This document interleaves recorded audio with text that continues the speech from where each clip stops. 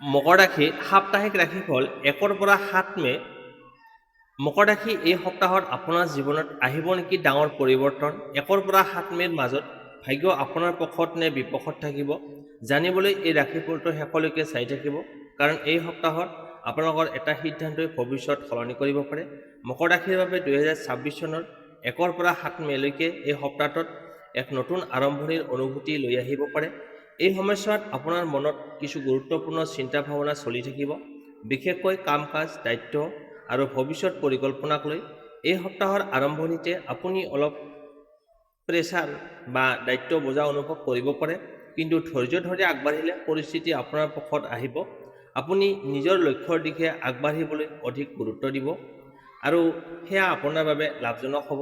মানসিকভাৱে আপুনি অলপ গম্ভীৰ আৰু চিন্তাশীল হৈ থাকিব পাৰে, যাৰ ফলত সিদ্ধান্তবোৰ অধিক পৰিপক্ক হ'ব। যদিও কেতিয়াবা অলপ দুখ বা সংশয় অনুভৱ হ'ব পাৰে, তথাপিও আপোনাৰ ভিতৰৰ শক্তি আৰু দৃঢ়তা আপোনাক আগবাঢ়িবলৈ সহায় কৰিব। এইটো সময় নিজৰ ভিতৰতে চাই নিজকে উন্নত কৰাৰ, নিজৰ লক্ষ্য, অভ্যাস আৰু জীৱনৰ দিশবোৰ পুনৰ পৰ্যালোচনা কৰাৰ বাবে এক উপযুক্ত সুযোগ। মকৰ ৰাশি 1ৰ পৰা 7 মে 2026 ধন সম্পত্তিৰ ক্ষেত্ৰত সময়টো মধ্যমীয়া কিন্তু সম্ভাৱনাময় দেখা যায়। এই সপ্তাহত আয় নিয়মীয়া থাকিব পাৰে, কিন্তু খৰচো অলপ বেছি হোৱাৰ সম্ভাৱনা আছে। বিশেষকৈ ঘৰ, পৰিয়াল বা দৈনন্দিন প্ৰয়োজনীয় কামত টকা খৰচ হ'ব পাৰে, সেয়ে বাজেট ঠিক ৰাখিবলৈ চেষ্টা কৰাটো দৰকাৰ। নতুন ইনভেষ্ট বা ডাঙৰ ধন লগোৱা সিদ্ধান্ত ল'বলৈ অলপ সময় লওক, খৰধৰ নকৰাই ভাল। এই সময়ত চিন্তা ভাৱনা কৰি ধন ব্যৱস্থাপনা কৰিলে আগলৈ লাভ সম্ভৱ হ'ব। যদি আপুনি আগতে কিবা টকা ইনভেষ্ট কৰি ৰাখিছে, তেন্তে লাহে লাহে তাৰ পৰা লাভ আহিবলৈ আৰম্ভ কৰিব পাৰে, কিন্তু তৎক্ষণাত ডাঙৰ লাভৰ আশা নকৰাই ভাল হ'ব। সংক্ষেপে, এই সপ্তাহত ধন সঞ্চয় আৰু নিয়ন্ত্ৰণত এইটো আপোনাৰ বাবে মূল চাবিকাঠি হ'ব। এতিয়া আহিছোঁ কৰ্মজীৱন। মকৰ ৰাশিৰ বাবে 1ৰ পৰা 7 মে 2026 কৰ্মজীৱনত যথেষ্ট গুৰুত্বপূৰ্ণ আৰু পৰীক্ষামূলক সময় হিচাপে দেখা যায়। এই সপ্তাহত আপোনাৰ ওপৰত দায়িত্ব অলপ বেছি থাকিব পাৰে। কামৰ প্ৰেছাৰ বৃদ্ধি পোৱাৰ বাবে কেতিয়াবা আপুনি ভাগৰুৱা অনুভৱ কৰিব পাৰে, কিন্তু এইটোৱে আপোনাৰ দক্ষতা প্ৰমাণ কৰাৰ সুযোগো। ওপৰৱালাসকলৰ আপোনাৰ বছ কৰ্তৃপক্ষৰ আপোনাৰ কামত মন দি লক্ষ্য কৰিব পাৰে। কৰ্মক্ষেত্ৰত কিছুমান নতুন সুযোগ বা দায়িত্ব আহিব পাৰে। আৰম্ভণিতে অলপ কঠিন যেন লাগিব পাৰে। আপুনি যদি ধৈৰ্য ধৰি আৰু শৃংখলা বজাই ৰাখিলে ভাল পায়। দলগতভাৱে কামত অলপমান ভুল বুজাবুজি হ'ব পাৰে, সেয়া কথা বতৰা স্পষ্টকৈ কোৱা আৰু বুজাবুজি বজাই ৰখাটো অতি প্ৰয়োজন হ'ব। যদি আপুনি নতুন চাকৰি বিচাৰি আছে, তেন্তে এই সময়ত কিছুমান সম্ভাৱনাময় সুযোগ দেখা দিব পাৰে আপোনাৰ সন্মুখত, কিন্তু সিদ্ধান্ত ল'বলৈ অলপ সময় লৈ সকলো দিশ ভালদৰে ভাবি চিন্তি ল'ব। ব্যৱসায় কৰা লোকসকলৰ বাবে এই সপ্তাহত নতুন পৰিকল্পনা বা চুক্তি আগবঢ়াব পাৰে, কিন্তু সকলো কাগজ পত্ৰ ভালদৰে চাই ল'ব লাগিব। মূলতঃ এই সপ্তাহত কঠোৰ পৰিশ্ৰম প্লাছ ধৈৰ্য ইকুৱেল সফলতা। অলপ প্ৰেছাৰ থাকিলেও ই আপোনাক আগলৈ উন্নতিৰ পথ দেখুৱাব পাৰে। এতিয়া আহিছোঁ আপোনাৰ প্ৰেম আৰু দাম্পত্য জীৱন। মকৰ ৰাশিৰ বাবে 1ৰ পৰা 7 মে 2026 এই সময়ছোৱাত আপোনাৰ প্ৰেম আৰু দাম্পত্য জীৱনত কেনেকুৱা পৰিস্থিতি আহিব? কিছু সংবেদনশীল আৰু গভীৰ অনুভূতিৰে ভৰা সময় হ'ব পাৰে। এই সপ্তাহত আপোনাৰ মন অলপ গভীৰ আৰু অন্তৰ্মুখী থাকিব পাৰে, যাৰ ফলত আপুনি নিজৰ অনুভূতিবোৰ সোনকালে প্ৰকাশ নকৰিব পাৰে। এইটো আপোনাৰ সঙ্গীৰ বাবে অলপ বিভ্ৰান্তিৰ সৃষ্টি কৰিব পাৰে, সেয়ে স্পষ্ট আৰু মুকলি যোগাযোগ ৰখাটো খুবেই প্ৰয়োজন। প্ৰেম সম্পৰ্কত থকা লোকসকলৰ বাবে এই সময়ত সম্পৰ্কটো অধিক গভীৰ কৰাৰ সুযোগ আছে। সৰু সুৰা ভুল বুজাবুজি হ'ব পাৰে, কিন্তু ধৈৰ্য আৰু বুজাবুজিৰে সেইবোৰ সহজে সমাধান কৰিব পাৰিব। নিজৰ সঙ্গীক অলপ বেছি সময় দিয়ক আৰু ই সম্পৰ্কক মজবুত কৰিব। দাম্পত্য জীৱনত থকাসকলৰ বাবে ঘৰুৱা দায়িত্ব আৰু বাহিৰৰ কামৰ মাজত সুষমতা বজাই ৰখাটো অত্যন্ত গুৰুত্বপূৰ্ণ। যদি আপুনি কামত বেছি ব্যস্ত থাকে, তেন্তে সঙ্গীয়ে অৱহেলিত অনুভৱ কৰিব পাৰে। সঙ্গীয়ে ভাবিব মোক অৱহেলা কৰি আছে, সেয়ে সময় উলিয়াই একেলগে সময় কটোৱাটো ভাল হ'ব। এই সপ্তাহত পুৰণি কোনো বিষয়ক লৈ আলোচনা হ'ব পাৰে, কিন্তু সেইবোৰ শান্তভাৱে সমাধান কৰিলে সম্পৰ্ক আৰু শক্তিশালী হৈ উঠিব। থুলমূলকৈ এই সময়ত বুজাবুজি, ধৈৰ্য আৰু সঁচা অনুভূতিৰ প্ৰকাশ এই তিনিওটাই আপোনাৰ প্ৰেম আৰু দাম্পত্য জীৱনত সুন্দৰ আৰু সুখী কৰি তুলিব।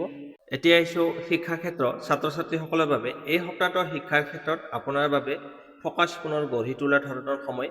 আৰম্ভণিতে অলপ অস্থিৰতা অনুভৱ কৰিব পাৰে, মন একেলগে বহু দিশলৈ যাব পাৰে, ফলত অধ্যয়নত ধীৰ গতি দেখা যাব।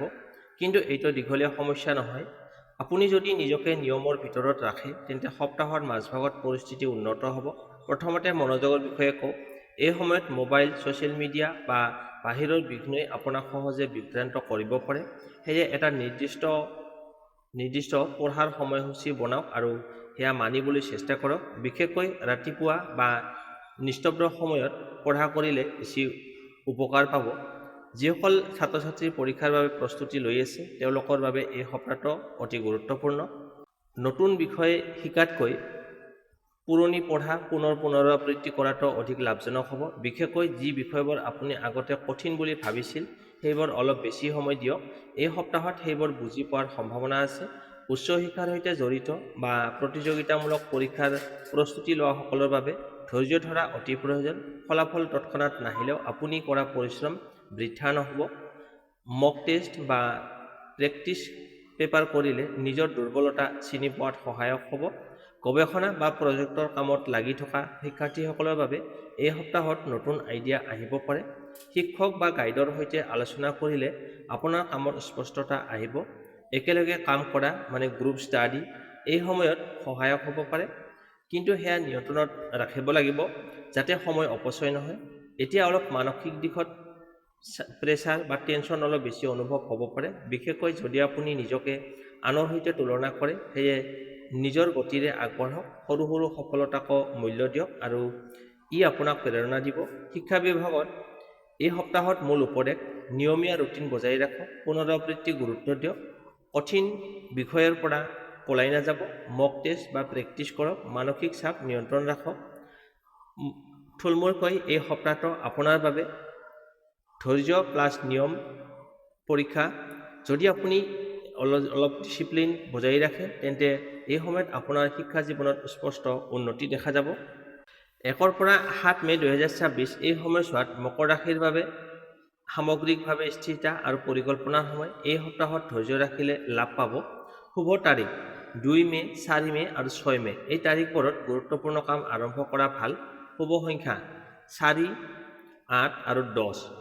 এই সংখ্যাবোৰ ব্যৱহাৰ কৰিলে যেনে সিদ্ধান্ত লোৱা, লটাৰী, সময় বাছনি, সৌভাগ্য বৃদ্ধি হ'ব পাৰে।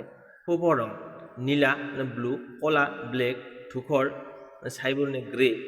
এই ৰংবোৰ ব্যৱহাৰ কৰিলে আপুনি পৰিধান কৰিলে আপুনি মানসিক স্থিৰতা আৰু আত্মবিশ্বাস বৃদ্ধি পাব। এতিয়া প্ৰতিকাৰ: শনিদেৱক পূজা কৰক, বিশেষকৈ শনিবাৰে। ক'লা তিল বা ক'লা কাপোৰ দান কৰক। গছ-গছনি ৰোপণ কৰক, পৃথিৱীৰ শক্তিৰ সৈতে সংযোগ বঢ়ায়। দৈনিক ওম শং শনিশ্চৰায় নমঃ এই মন্ত্ৰটো জপ কৰক। সাপ্তাহিক উপদেশ: এই সপ্তাহত তৎক্ষণাত লাভৰ আশা নকৰিব, লাহে লাহে আগবাঢ়িলে ডাঙৰ সফলতা লাভ কৰিব। কামত মনোযোগ ৰাখক আৰু অপ্ৰয়োজনীয় খৰচ এৰাই চলক। ইমান পৰে আপোনালোকে এই সপ্তাহৰ ফলাফলখিনি শুনিলে। কেনে পালে কমেণ্ট বক্সত জনাব। ভাল পালে লাইক, শ্বেয়াৰ আৰু চেনেলটো ছাবস্ক্ৰাইব কৰিবলৈ নাপাহৰিব। আজিলৈ বিদায় লৈছোঁ। আকৌ লগ পাম অন্য এটা নতুন ভিডিঅ'ত। ধন্যবাদ।